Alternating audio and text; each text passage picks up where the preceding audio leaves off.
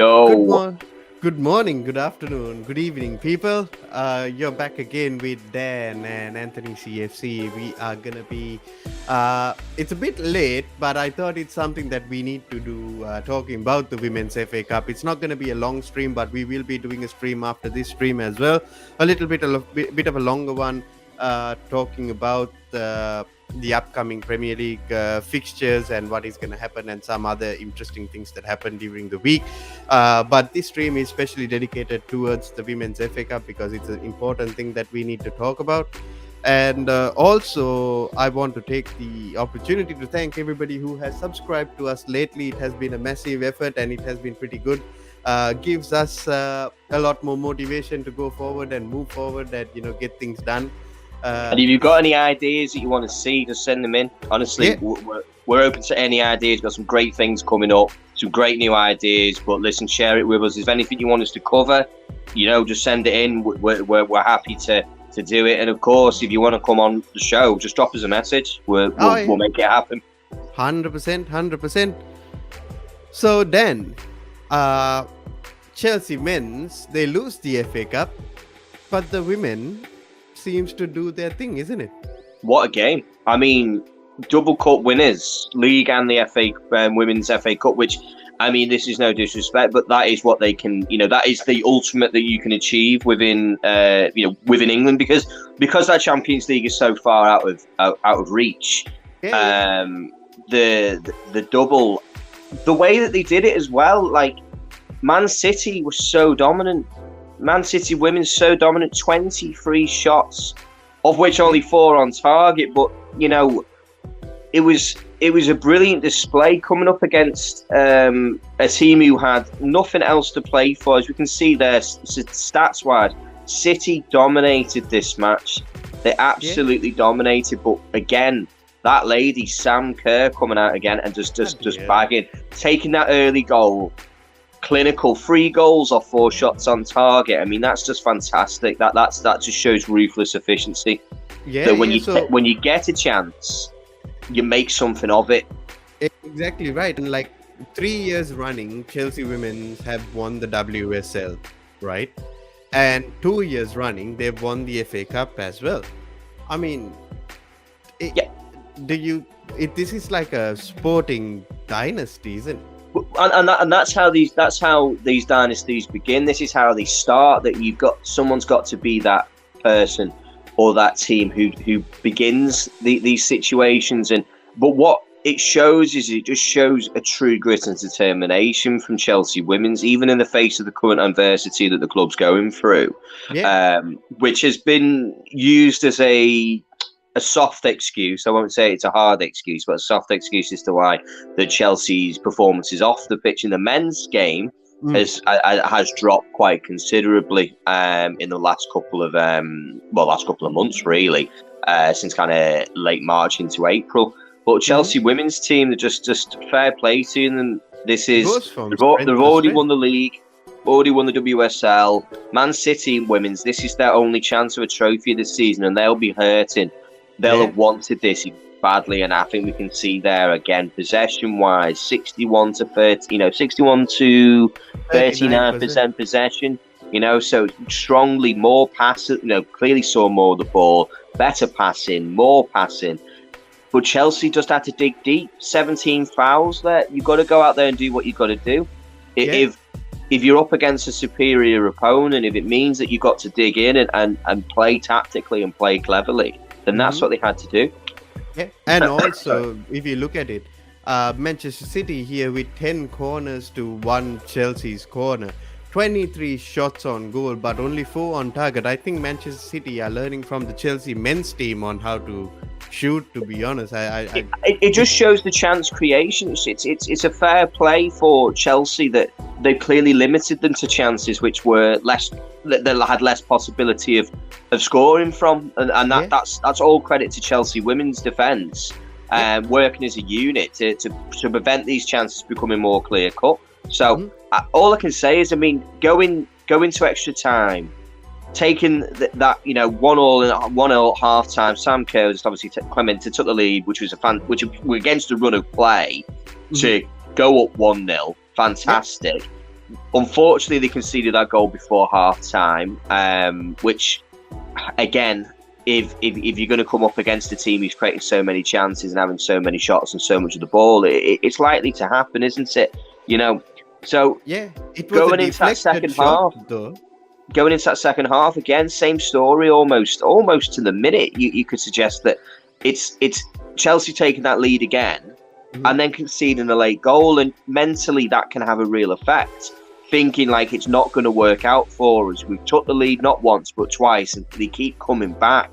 And you think, right, can we go to that well again? Can we get up again and get that third goal into extra time? And that lady again, Sam Kerr, coming out there just winning it. 99th minute in that first half, and now it's about closing up that shop, and they're going to come up against extreme pressure. But fantastic from Chelsea women's team, and they could be massively proud. Chelsea should be massively proud. Double cup winners this season.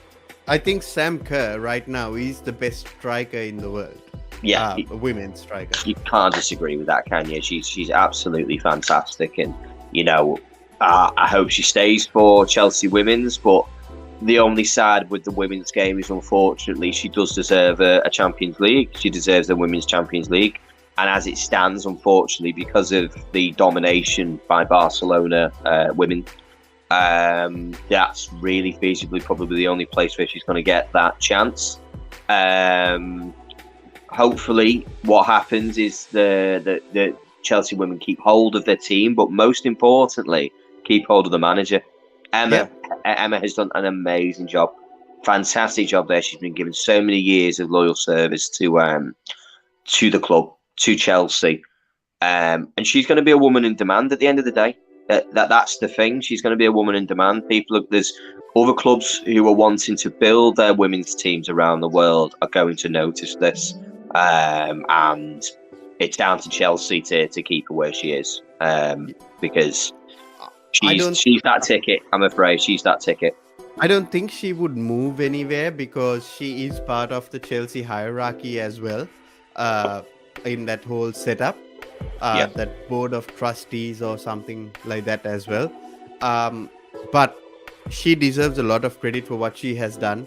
Maybe adding a few players or something like that to help her go and achieve like the Champions League would be feasible, because she absolutely deserves it. Number one, to have even more better players in order to go achieve what she achieves as well.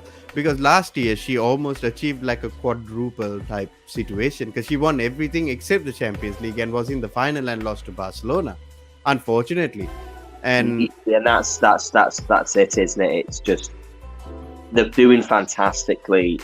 That she deserves that, but that domination, is so tightly gripped that Barcelona have on that Champions League it's unprecedented, isn't it? It really is. It is. But yeah, like for me, I was just thinking to myself, it's the time to regroup. The new ownership is coming in as well. They already had a meeting. They just got to help Emma Hayes to build on what she has achieved right now, to go on to do even better, bigger and better things as well in the future, which is going to be a massive impact for Chelsea Football Club in the future, because we want to win as a club. You know what I mean? I think we discussed this, didn't we, in one of our previous chats, that it's about the DNA of the club. Chelsea's youth system, Chelsea's women's system, Chelsea's men's system, all play exactly the same way from top to bottom. Exactly right. And that's how it should always be. It should always be that way. But it's down to the players, it's down to the staff to implement that system. So it's so easy to say that, this is how it's done, but it's been proven by multiple clubs that to implement it is a completely different thing.